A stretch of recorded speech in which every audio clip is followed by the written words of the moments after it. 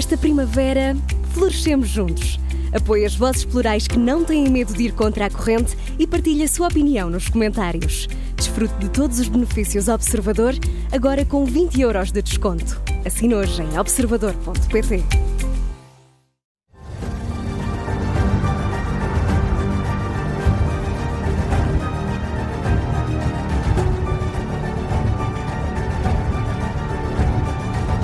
Está no ar o Domínio da Guerra da Rádio Observador, sempre com o Major-General José Arnão Moreira. Bem-vindo. Olá, muito bom dia a todos. Recorde que, para além de nos ouvir na rádio, também nos pode ver com a imagem, portanto, é só acompanhar-nos nas nossas redes sociais. Esta segunda-feira, dia 20 de janeiro, tomou formalmente posse o 47º Presidente dos Estados Unidos. Foi um dia recheado de eventos, discursos e muita festa. General, o que é que devemos reter dos discursos de Donald Trump e também dos primeiros decretos executivos? Bom, festa é a primeira palavra que me ocorre. É quando eu olho para aquilo que são as cerimónias de tomada de posse na Europa, é tudo muito sombrio. Tudo muito cinzento. Tudo muito cinzento, tudo muito sério. E nos Estados Unidos é uma festa. É uma festa e essa festa tem inúmeras manifestações ao longo de um dia ou dois. A política americana. Nós ainda temos que aprender alguma coisa com a política norte-americana, apesar dos europeus terem sempre assim um ar de sobranceria em relação aos Estados Unidos, a nós, europeus e tal. Mas, na verdade, aquilo é uma festa e dá gosto ver toda aquela festa. Bom, mas passemos para os discursos. Houve dois discursos iniciais, um no dia anterior, chamado Discurso da Vitória, e depois o Discurso da Tomada de Posse.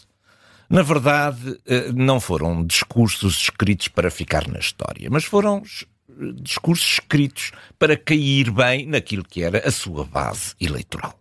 Talvez tenha exagerado um bocadinho nas críticas a Joe Biden, porque Joe Biden estava ali sentado ao lado, não é? Foi difícil ouvir aquilo. Foi difícil, foi um bocado duro. Talvez, enfim, pudesse não ter sido tão exaustivo, não é? Em relação a Joe Biden. Tirando isso e tirando, digamos, aqueles aspectos que ele foi enunciando com aqueles temas ao longo da campanha, a imigração, a reindustrialização, a sua declaração de guerra formal ao wokismo, o drill, baby drill, portanto, o petróleo e o gás.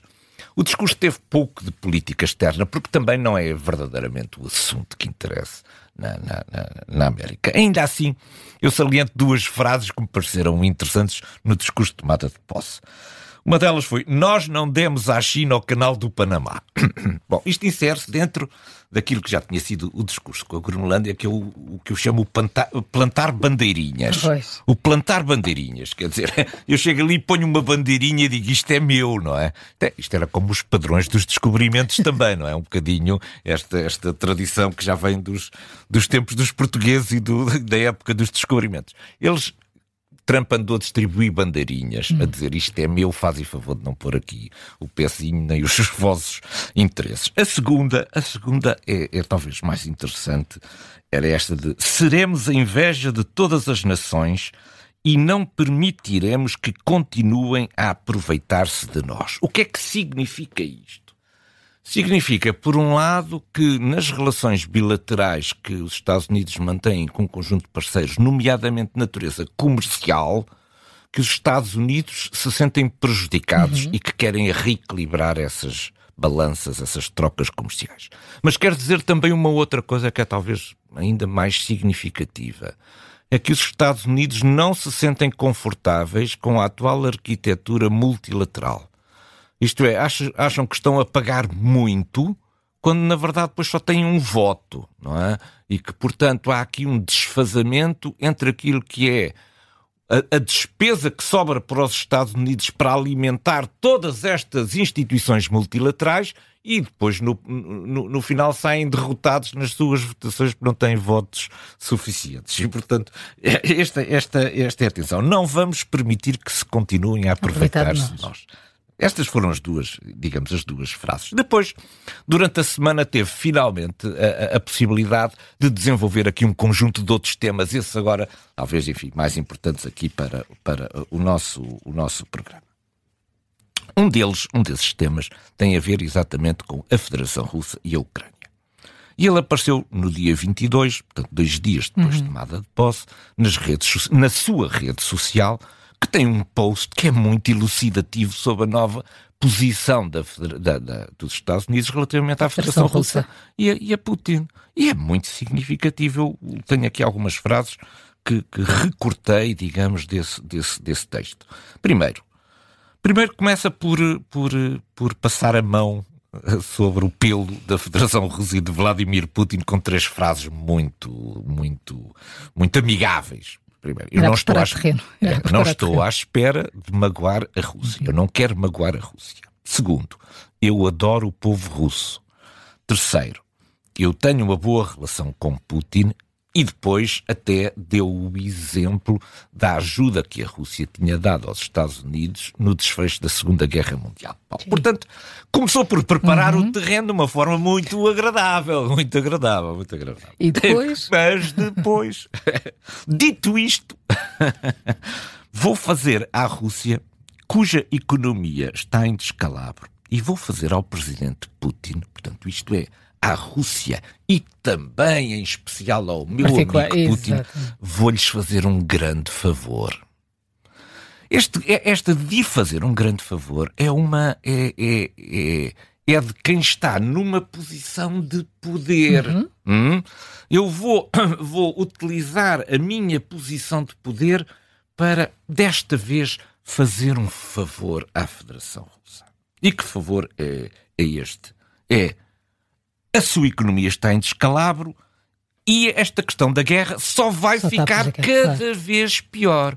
Cada vez pior. Portanto, é a altura de arrepiar, com esta guerra. É a altura de arrepiar caminho e de acabar com esta guerra ridícula. O termo ridícula dá aqui um ênfase muito especial à forma como os Estados Unidos olham para a falta de bom senso de Vladimir Putin.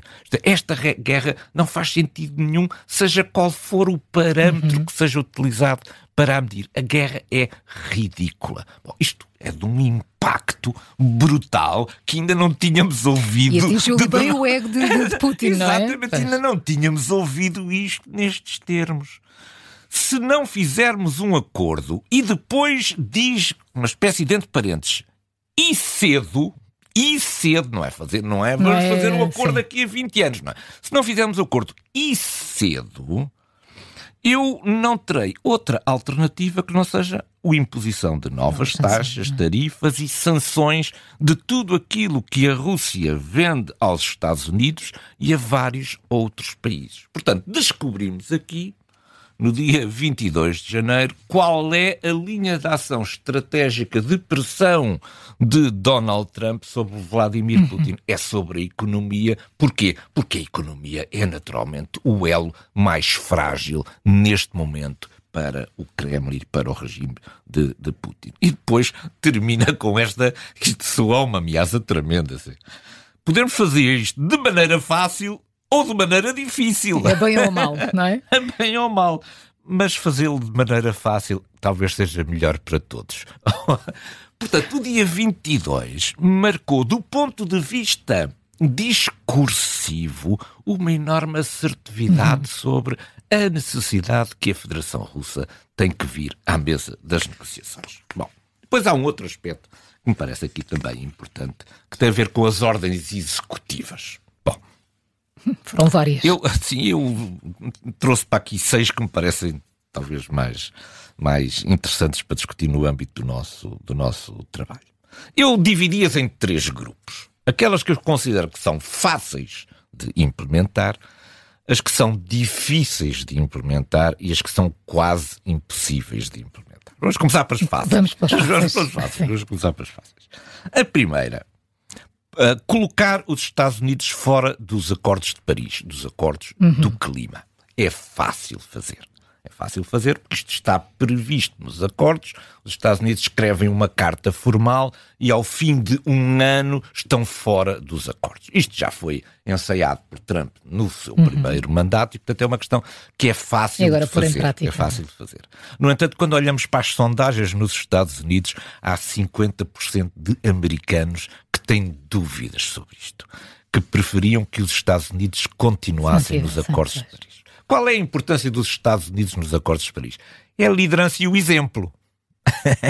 Não é a mesma coisa o significado dos acordos a nível global quando os Estados Unidos estão presentes e quando não estão, quando os Estados Unidos estão ausentes. Portanto, isto abre aqui um precedente para que outros sintam que se os Estados Unidos não estão, porque é que eu hei de estar? É que eu quando estou a aumentar os meus custos de produção. Claro. Porque me estou a obrigar aqui a investir em energias mais caras em vez de utilizar energias mais baratas. Bom, portanto, metade dos americanos não está de acordo com isto, mas isto, do ponto de vista da execução, é fácil de fazer.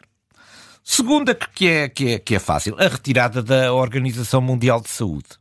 É fácil de fazer porque também o protocolo é semelhante. Os Estados Unidos podem retirar-se já em 2026, desde que agora manifestem esse interesse. Portanto, não depende de terceiros esta retirada.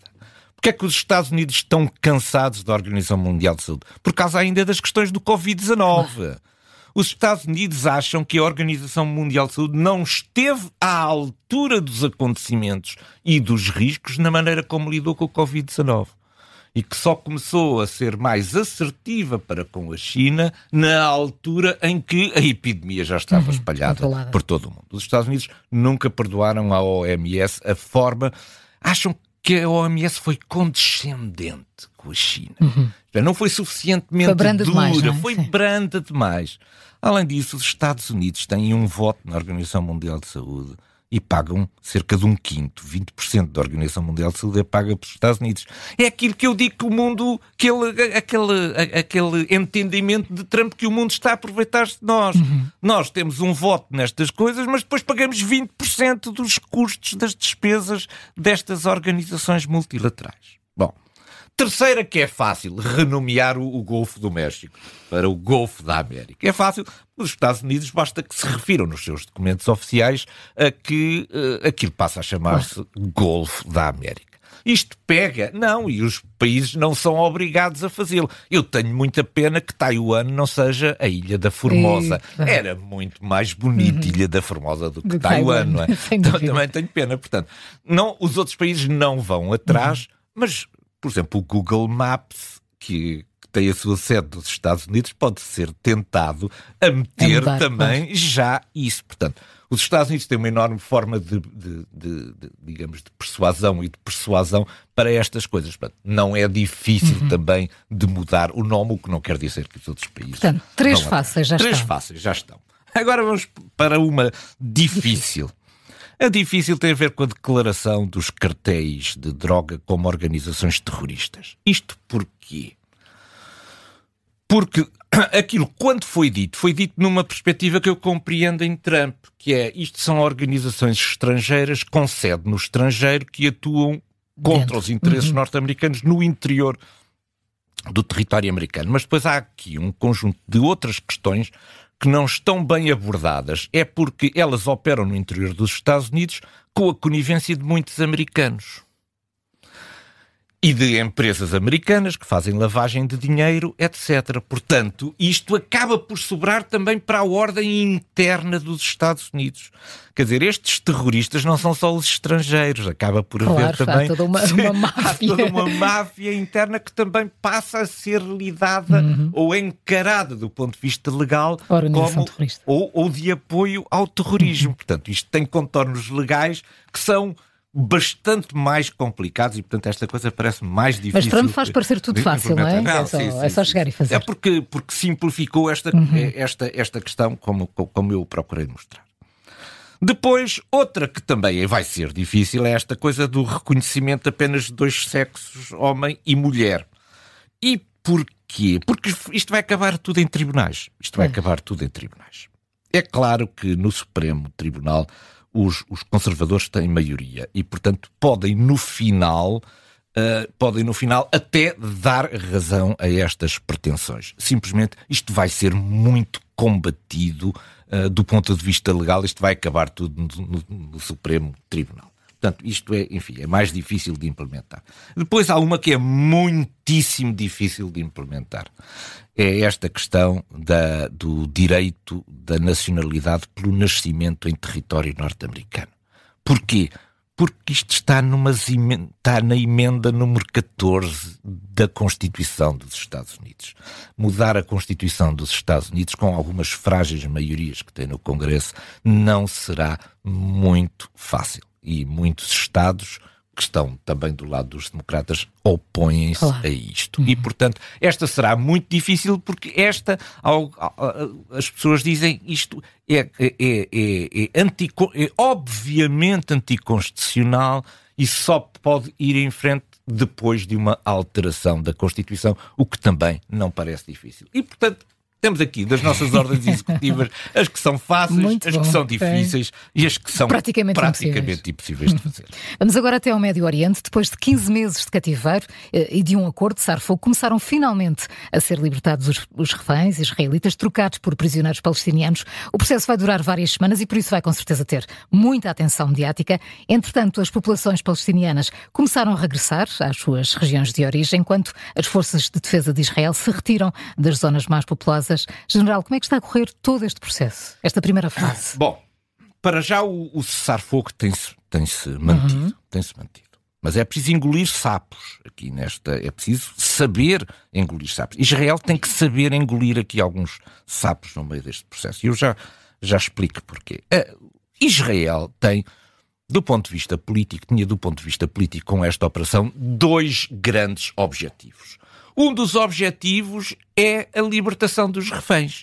Desde a primeira hora. Libertação dos reféns.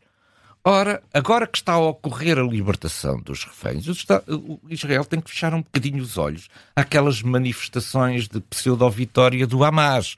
Porque o que é importante aliás, é que este... foi logo quando houve o acordo de cessar-fogo, o que é importante vitória é que este processo decorra até ter os reféns de volta. Portanto, para atingir o objetivo político, Israel tem que ter uma enorme capacidade de contenção nesta fase, porque senão interrompe-se aquilo que é um dos seus objetivos políticos, que é a libertação dos reféns. A segunda questão tinha a ver com... O segundo objetivo de Israel tinha a ver com a degradação militar do Hamas para impedir que o Hamas fosse uma solução para o futuro. Isto é, o Hamas seria o passado, mas o futuro de Gaza não passava pelo Hamas. Bom, há coisas que nesta guerra podem ser feitas do ponto de vista militar, foram aquelas que basicamente foram feitas, mas há coisas que extravasam as operações de natureza militar. Isto é, para acabar com o Hamas não o consigo fazer apenas utilizando um instrumento de natureza militar. É preciso instrumentos de isolamento político do Hamas no exterior, portanto a diplomacia entra aqui. É preciso isolar o Hamas do ponto de vista económico do exterior, portanto as ações de natureza económica entram aqui. Há aqui um conjunto muito grande de outras ações que têm que contribuir para isto. Esperar que seja apenas uma ação de natureza militar que acabe com o Hamas não vai ser conseguido. E, portanto, o que é que o Hamas está a fazer agora? Está outra vez a mostrar poder.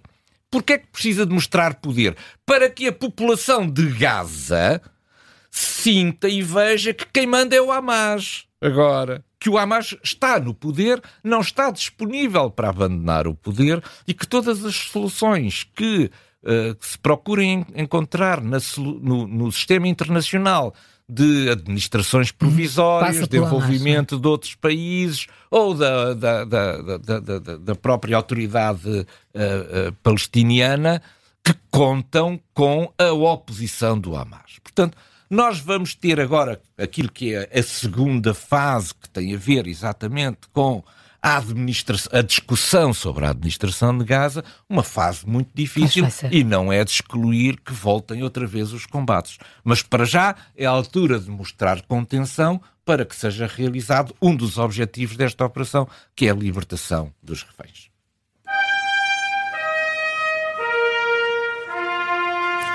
Desde a tomada de posse de Donald Trump, que há assim um tom mais subtil na forma como os comentadores de referência dos mídias russos se referem às perspectivas de paz. Uns continuam a vociferar contra Trump, mas outros mudaram por um tom assim mais conciliador. Que novo é este? É muitíssimo interessante ver aquilo que se passa nos mídias russos. A eleição de Trump não foi recebida de forma consensual em todos os setores da sociedade russa. Aquilo que é a parte ligada mais à economia, oligarcas, não veriam com maus olhos que a intervenção de Trump fosse adequada para terminar com a guerra. Toda esta gente está desejosa de voltar aos negócios, aos negócios com o Ocidente. O Ocidente é um mercado muito grande. Há muitos produtos na Federação Russa, sobretudo de natureza energética e outros recursos naturais, que podem ser, para os quais seria possível reencontrar de novo mercado na Europa se a guerra acabasse rapidamente. E, portanto, há aqui muita gente que também na Federação Russa, ligado sobretudo ao domínio económico, que vê com bons olhos a eleição de Trump e acha que isto é a grande oportunidade que não deve ser desperdiçada para acabar com a guerra. Depois há aquilo que eu chamo que são os bloggers de combate. Esses não querem nada que se pareça com uma derrota. Nada que se pareça com uma derrota. E, portanto, todos esses bloggers e esses comentários nas televisões oficiais não, nem um passo atrás na negociação com Trump. E depois há a editora, a responsável pela linha editorial da televisão russa, que é Margarita Simonian. E Margarita Simonian, na última intervenção, apareceu com coisas absolutamente fantásticas. Dizia ela, é preciso começar a pensar nas condições realísticas para acabar com esta guerra. O que pode passar por reconhecer o fim das hostilidades ao longo das correntes da linha existente neste momento do conflito. Ou seja, isto não é dito por gente muito exaltada, porque Margarita Simonian é a pessoa que explica aos russos aquilo que Putin quer dizer com as suas intervenções. É a descodificadora. E o que ela veio dizer é que talvez seja bom começarmos a olhar para o fim da guerra de uma forma realista. Isto é, todas aquelas coisas que foram prometidas no início podem não acontecer, e ela está a preparar esse terreno junto à opinião pública russa.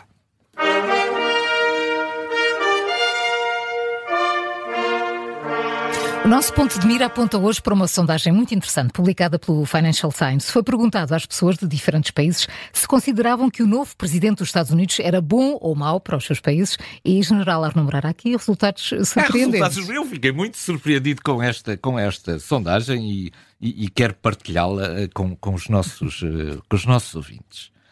Ela é verdadeiramente surpreendente, porque a pergunta não é se Trump é bom ou mau. A pergunta é para o seu país.